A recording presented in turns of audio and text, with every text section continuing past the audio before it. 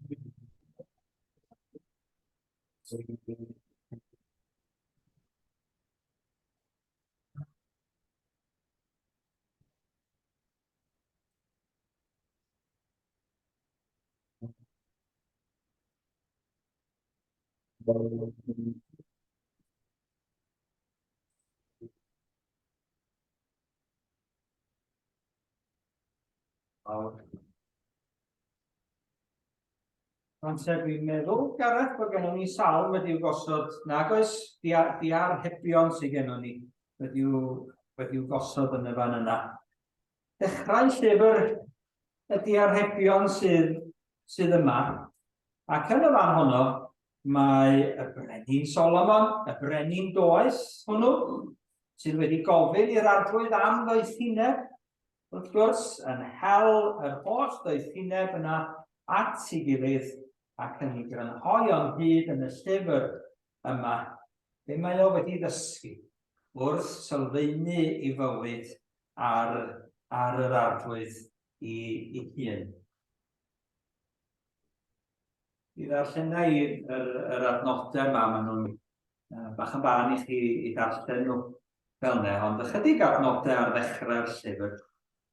Diarhebion Solomon fab Dafydd, brenin Israel, i gael doethineb ac addysg, i ddeall geiriau deallus, i dderbyn addysg fuddiol, cyfiawnder, barn ac unionder, i roi crafter i'r gwirion ac wybodaeth a synwyr i'r ifanc. Mae'r doeth yn gwrando ac yn cynyddu mewn disg, a'r deallus yn ennill medrusrwydd i ddeall dameg a'i dehongliad, ddywediadau'r doeth a'i posau. Ofn yr arglwydd yw dechrau gwybodaeth, ond mae ffyliaid yn diystyru gweithineb a disgyblaeth. Byddwn ni'n dechrau ar yn taith o ran gosod yn hunain ar a gaeth adeiladu'n bywyd ar yr arglwydd wrth ddysgu oddi wrth ei air ac wrth gymryd yn meisu gan yr llaeth pyr yna sydd i'w gael yng ngair Duw. Mae Catrin, dwi'n meddwl, am ddod ymlaen i ddarllen o'r Testament Newydd o ail lythyr neu llythyr cyntaf Pedr at eglwysi a'r Cristnogion oedd dan dipyn o bryder ac erledigaeth ar y pryd. Ac mae Pedr yn ei hatgoffa nhw. Pwy ydyn nhw? A be mae Duw wedi'w gwneud nhw i fod. Diolch i ti, Catrin.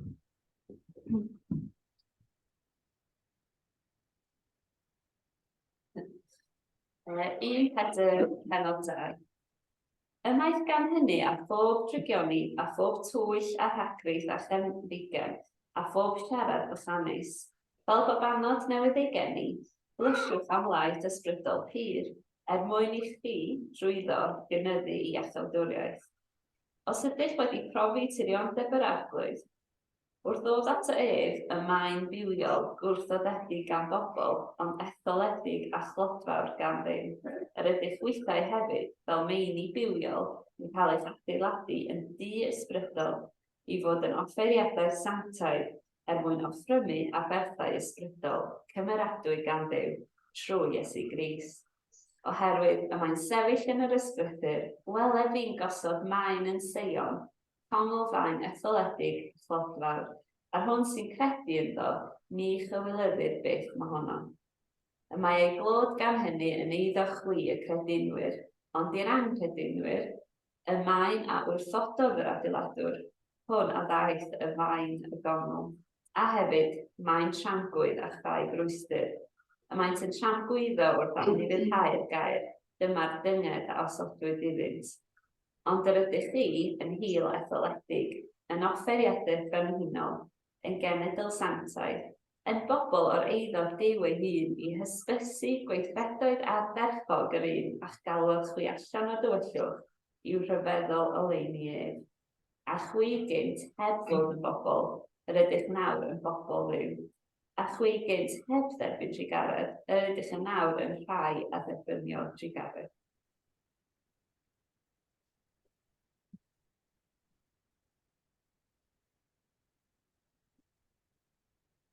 Sôn am gamol, mae'n rinwed mawr mewn camol pobl yn does. Da chi'n cael y gorau allan ohonyn nhw wrth i chi'w camol nhw a sylwi fel aridonia arbennig mwtha felly.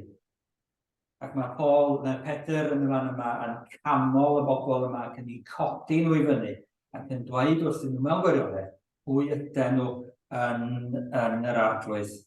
Nhw'n codi nhw fyny nes i bod mwtha i gyd bob un yn cael coroni am ei pennau. Mi welson ni, neu falle na darin ni ddim, nes i ddim, beth bynnag gweld unrhyw gyfeiriad oedd ni rhywle arall ar y teledu, falle bod o'n mlaen genoch chi ddoe, ond mi roedd yna ddau yn cael ei coroni yn y fan yma. Ac yn y Testament Newydd, y mae yna lawer, y mae yna eglwys gyfan yn cael ei coroni, cenedl gyfan, yn cael ei codi i fyny i fod yn brenhinoedd ac yn breninесau i wasanaethu'r arglwydd ac i dirnasu gydag ef. Ond mi ganwn ni emyn, rhif emyn 74, emyn sydd yn sôn am adeiladu ac yn gofyn yn weddi ar un i beidio adeiladu'n ysgafn. Ac yn wamal ar un sylfaen is yne, nad yw'n gymryd craig i orffwys sy'n mae angau yn dyle. Ti fy niw tra bwyr byw, gaeth fod fy ngorffwysfa wyw. Meddai plant y celyn i ni gael gorffwys ac adeiladu'n bywydau ar y graig yna sydd i'w chael yn yr arglwydd Iesu Grist. Rhif 74.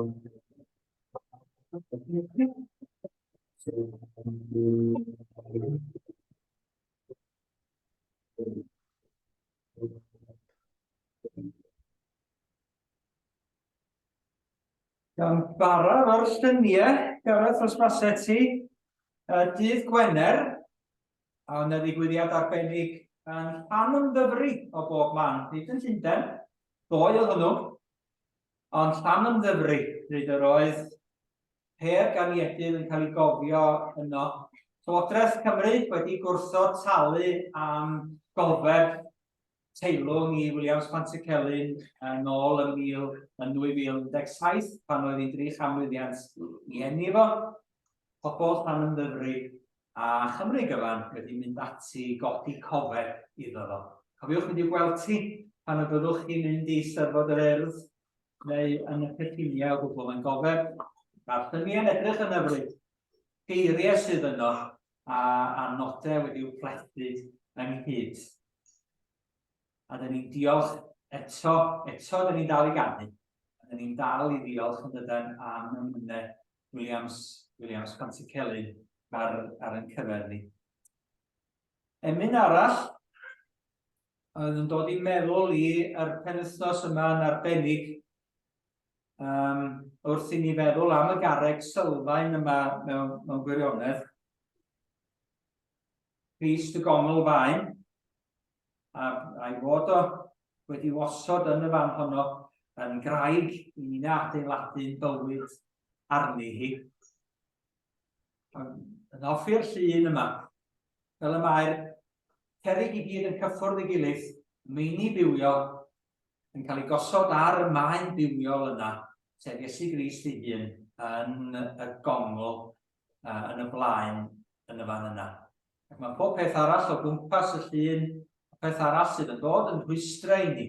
Maen nhw'n no, ond maen nhw'n llai o rhwystrau am yn bod ni wedi cael yn gosod mewn un teml i fod yn seiliedig ar air yr arglwydd ac ar bywyd yr arglwydd Iesu Grist yn feini bywiol anorchmygol efo'n gilydd yn deml i'r ysbryd glân.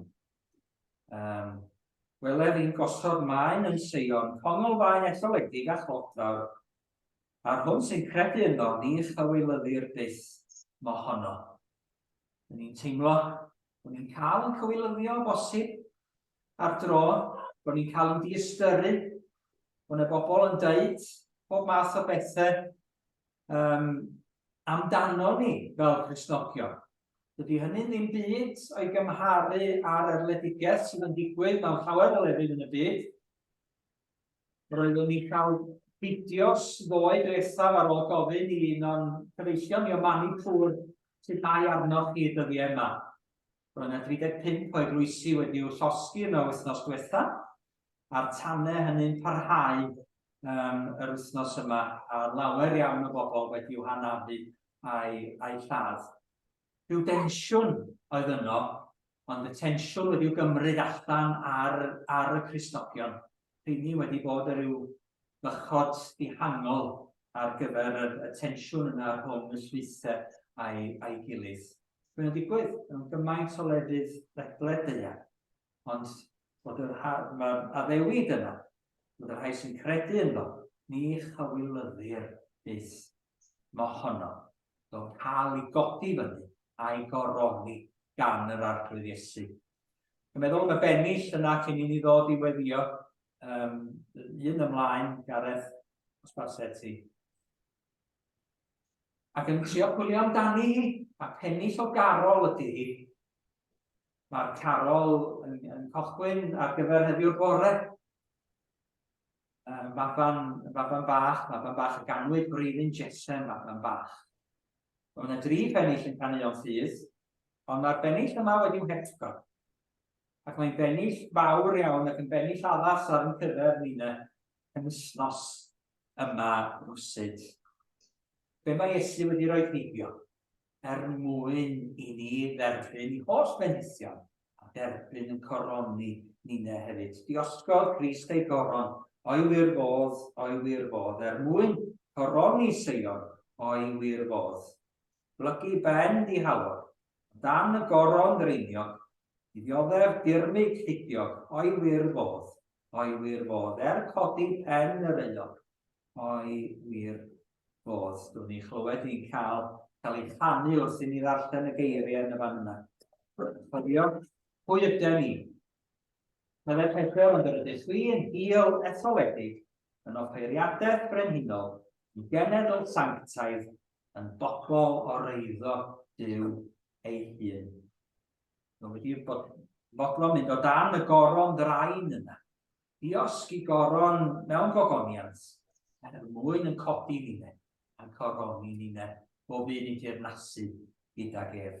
Felly, gyda'r meddyliau hynny, mi newn ni droi at yr Arglwydd mewn gweddi, ac mi newn ni gloi gyda gweddi'r Arglwydd.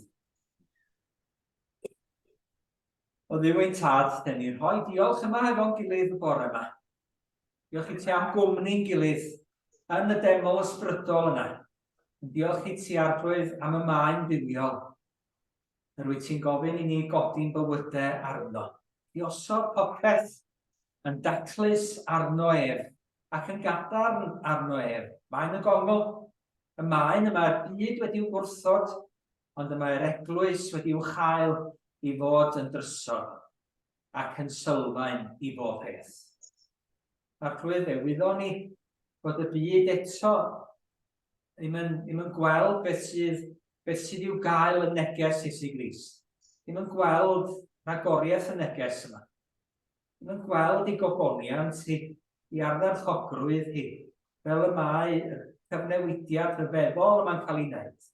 Crist yn dios i anrhydedd a'i ogoniant, yn tynnu i wisgoedd brenhinol i ffwrdd, yn diosg i goron, ac yn dod i lawr o'r nefoedd, mwyn yn gwisgo ni'n yn hardd ger bron y tad, yn gwisgo ni'n a gwisgoedd ei ogoniant, a'i gyfiawnder ei hun, bendithio ni a phob bendith ysbrydol yn y nefolion leoedd, yn codi ni'n i fyny, i fod yn fwy na chonchwerwyr dirnasu gydag ef. Arglwydd, dyn ni angen yn codi fyny ar dro, oherwydd yn bod ni mor chonog i gael yn digaloni Arglwydd. Ac yn y Gymru sydd ohoni, dyn ni'n peri digalondi di ni'n hunain wrth i ni sôn am gapeli yn dirywio ac eglwysi yn cael, a pobl yn troi cefn yn ffydd o dad. Ond dyn ni yn gofyn i ti eto, calonogi ni trwy dair, codi ni fyny Arglwydd, atgoffa ni y pwy ydyn ni, nid yng ngolwg y byd, ond yn dolwg i dy hun Arglwydd Iesu Grist. A dyn ni'n gofyn i ti beri bod pob un ohono ni, yr wythnos yma sydd o'n blaenau ni, yn cofio yn bod ni'n werthfawr yn dolwg. Cofio yn bod ni'n cael yn caru yn angerddol gen I ti. Yn cofio dy fod ti wedi talu'r pris eithaf mwyn I ni gael dy gwmni di yn dragwyddo. Cael maddeuant yn holl beiau, beth bynnag ydyn nhw, a gallu bod yn pwyso arnach chdi am byth ac yn dragywys. A'r bywyd yna, sydd yn bywyd yn wir ac yn bywyd yn ei holl gyflawnder, yn dechrau yma. Falle bod wedi dechrau'n barod, yn sicr yn gallu dechrau yma heddiw. Bywyd o heddwch ac os adnabod i dy hun Arglwydd Iesu. A dyn ni'n dymuno ar y bywyd yna, fod yn brofiad i'n teuluoedd ni, ac i'n cymdogion ni, ac i'n cymdogaeth ni, ac i'n cymdeithas ni, ac i'n heglwysi ni'n gyfan arglwydd. Bywyd yna sydd yn bywyd yn wir, i'w sylfaenu arna ti. Herwydd, bydd pawb sydd yn credu yno ti, bydd yn cael ei gywilyddio, pawb sydd yn galw ar dy enw di, yn cael ei hathu arglwydd. Dyn ni'n diolch I ti am yr addewid syml yna, ond gwerthfawr, mwyaf gwerthfawr di eriod, bod ni'n gallu bod yn ddiogel yn dy gwmni di yn dragywyd. Arglwydd derbyn yn gweddi ni, drosom yn hunain a deithas deglwys yn y fan yma. Ni'n cyflwyno I ti bawb sydd ar yn meddwl ni bore yma, gofyn I ti drigarhau wrthyn nhw, atgoffa nhw o'r dirionedd I dy hun Arglwydd. A gad iddyn nhw wrtha hefyd gael teimlo'r graig yna o dan I traed nhw. Lle mae pethau eraill yn siglo I gwmpas nhw o dan. Falle iechyd yn bryn. Falle amgylchiadau o ddydd I ddydd yn anodd. Perthnasau yn anodd. Dau pen lluni ddim yn dod at I gilydd Arglwydd. Ni'n cyflwyno nhw I chdi. Yn gwybod wrth I ni weddio trostyn nhw bod I ni gyfrifoldeb hefyd. I fod yn sefyll gyda nhw. I fod yno ar eu cyfer nhw. Gofyn Arglwydd, fyddi di'n sefyll gyda nhw hefyd. Fyddi di'n yn cynnal ni yn y perthynas efo'r rhain sydd ar yn meddwl ni ar hyn o bryd. Rydyn ni'n cyflwyno. Ni'n cyflwyno nhw mewn enid o dawelwch fel hyn, ger bron yr Arglwydd.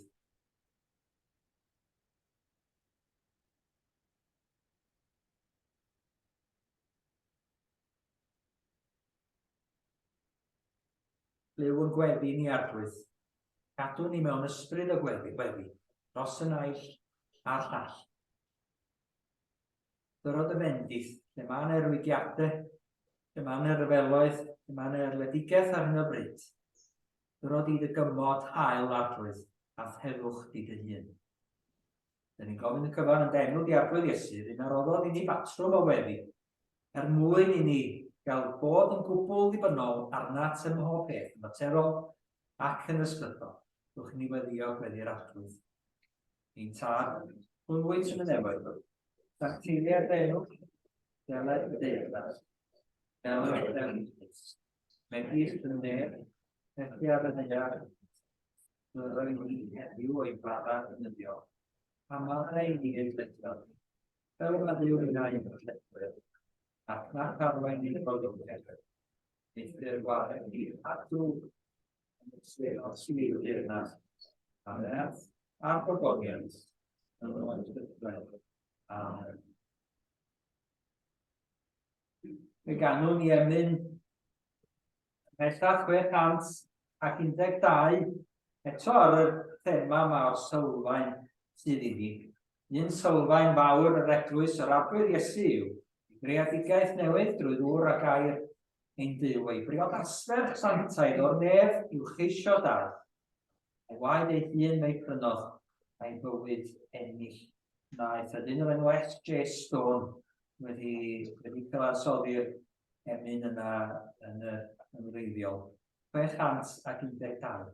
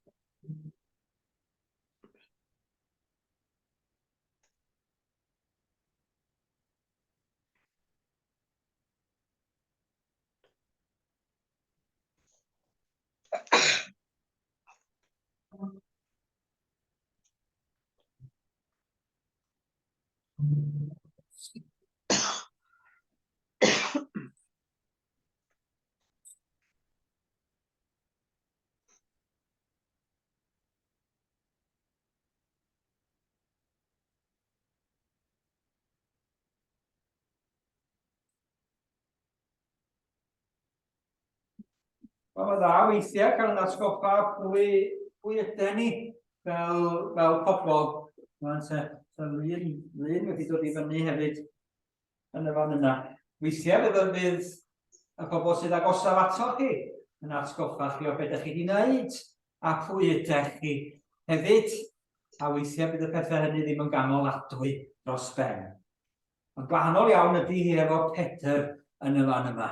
O'n atgoffa'r bobl yma, sydd wedi cael eu bwrw i lawr gan y byd.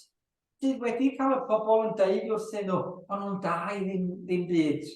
Nad ydyn nhw yn neb felly.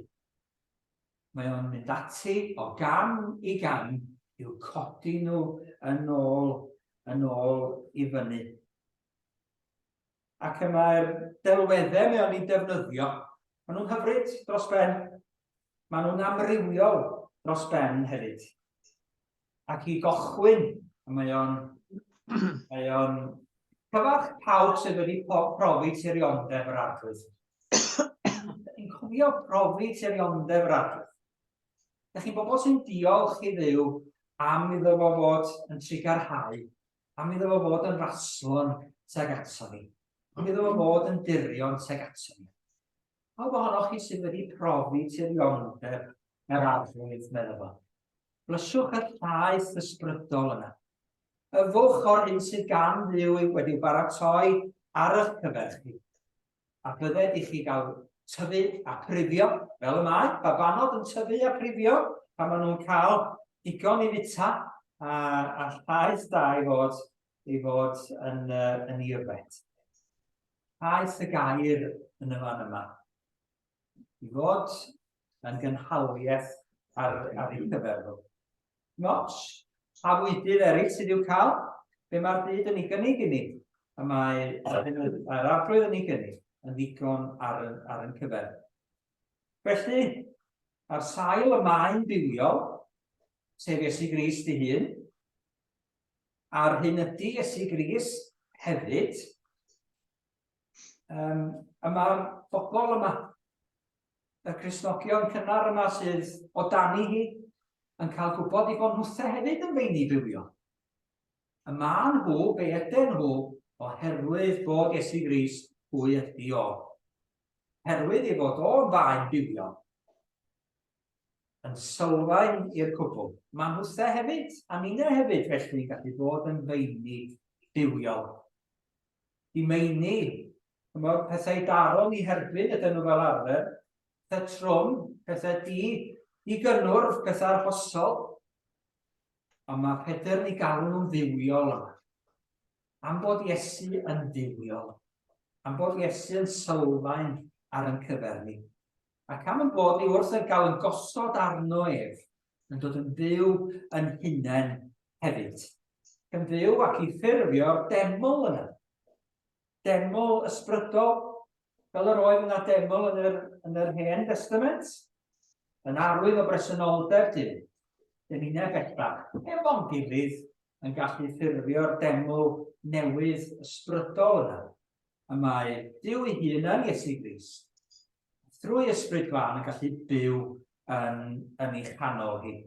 Ac fel yr oedd yna, rhai gynt yno yn y deml yn offeiriadaeth, sanctaidd i Dduw, yn gorfod glanhau ei hunain ac yn gadw rhag pob math o bethau mwyn cael gwasanaethu yn y deml. Dyn ni'n hefyd yn cael yn galw'n offeiriadaeth sanctaidd. Yma fyddai'n licio'r teitl, wel, ddim licio llawer o deitle, dweud gwir, ond lle mae'n deitle i'w gael mewn amryw byd o eglwysi. Pedr, vicar, padre, pastor, minister, hefyd, priest, the priest, who's your priest? A wedyn, ddim yn ymateb i'r teitl yna mewn gwirionedd. Dwi'n cael teitl pastor, neu minister neu tro hefyd, ugael neu weinidog. Ond yma wrth gwrs, mae Pedr yn atgoffa pawb ohonyn nhw. Bod nhw i gyd yn priests, bod nhw i gyd yn offeiriad, a bod nhw i gyd yn sanctaidd. Ac i fod felly oherwydd bod Iesu Grist yn offeiriad sanctaidd. Byddwch sanctaidd oherwydd yr fi yn sanctaidd. Mae o wedi aberthu hun i'r eithaf drosto ni. Dyma'r archoffeiriad mawr sydd wedi rhoi yr aberth deilyngaf fwyaf brydferthaf wedi aberthu i hun ger bron Duw. Felly, mae'r adnodau eraill yna'n sôn wedyn yn gallu bod yn cael etholedig. Bobl wedi'w dewis yn offeiriadaeth brenhinol. Nid rhai sydd wedi'w dewis, nid un sydd yn cael bod yn brenin, ond yma nhw, bob un ohonyn nhw wedi'w dewis, a pob un ohonyn nhw yn brenhinoedd ac yn breninесau, nes dod yn genedl sanctaidd hefo'i gilydd, yn bobl o reiddo Duw i hun. Yn bobl arbennig iddo fo'i hun. Dyma be mae y Testament Newydd yn galw ni. Dyma be mae Pedr yn codi ni fyny wrth i ni gael yn adeiladu ar y graig yma, Iesu Grist ei hun. Falle bod pobl y byd yn rhyw ddeud ac yn dirmygu mewn gwirionedd ac yn gweld ni'n rhan o ryw draddodiad sydd yn dirywio. Bobl sy'n poeni am hen adeiladau a'i cadw nhw i fynd, a bobl sydd ynglyn â mynwentydd, a llawer o sôn yn cyfarfodydd, henediraethol a sesiynol ac ati am adeiladau a'i gwerthu nhw a mynwentydd, a septic tanks a ryw bethau cyffelyb. Hytrach nag am y meini bywiol. Falle bod pobl yn meddwl yn bod ni'n bobl ddoe, nid yn rhan o genedl heddiw, yn neb, yn amerthnasol, yn gyrru ni i'r cyrion. Pwy ydyn nhw? Ydyn nhw neb, ond eto, pethau distadol y byd, meddwl Paul, pethau dirmygedig a ddewisio Duw, pethau nid ydynt, i ddiddymu'r pethau sydd. Dewis y pethau, dewis y bobl sydd yn neb yng ngolwg y byd, i fod yn offeiriadaeth brenhinol, yn genedl sanctaidd iddo'i hun. Dwi'n mond rhyfeddu at hynny. A bod ni, yr hyn ydyn ni oherwydd bod Iesu'r hyn ydi o. A mae o'n faen bywiol, mae o'n offeiriad sanctaidd, a mae o yn frenin y brenhinoedd. Ond mae o hefyd yn faen sydd wedi cael ei wrthod, dydy. Mae o'n faen gwrthodedig gan ddynion. Yn faen y mae'r adeiladwyr wedi ei roi heibio, wedi mesu gweld ei werth o. A'r rhai yn adeiladu ar y pryd oedd yr cenedl Israel a'r bobl grefyddol oedd yn y fan honno a'r drefn grefyddol, offeiriadol, y Pharisëaid a'r ysgrifenyddion. I fod i weld rhagoriaeth Iesu Grist, weld o'n pwy oedd o. Mi bethon nhw i weld o'n llwyr. Ac mae'n bobl eto methu gweld pwy ydy Iesu Grist. Ac yn methu gweld i fod o'n bwysig. A bod yr hyn a wnaeth o dregwyddol bwys. Ac yn newyddion da i'r holl byd. Ac maen nhw eto felly'n baglu dros y garreg yma. Ac yn ddall iddi hi, ac felly mae'n faen tramgwydd iddyn nhw. Ond i ni, y rhai sydd wedi agor yn llygaid gobeithio, i weld Iesu Grist am pwy ydi o, da ni'n gallu adeiladu ar y graig yma. Mae'n ddelwedd ryfeddol, dydy. Mae'n graig tramgwydd, yn faen tramgwydd i'r rhai sy'n methu gweld. Chymod, does e ddim byd gallwn ni wneud yna. Mae'n tystio yn byw am bod i'r rhai sydd yn methu gweld, yn methu credu, yn methu ymddiried, yn methu gweld perthnasedd Iesu Grist. Tystio iddyn nhw yn byw ni'n hunain ac yn y ffordd da ni'n adeiladu yn bywyd ar y maen bywiol yma. Ond maen nhw'n bobl fel hyn i fod. It's not just for show, you know. Nid just mwyn bod fel hyn yn bobl iddo ef, a maen nhw'n cael ei galw i fod.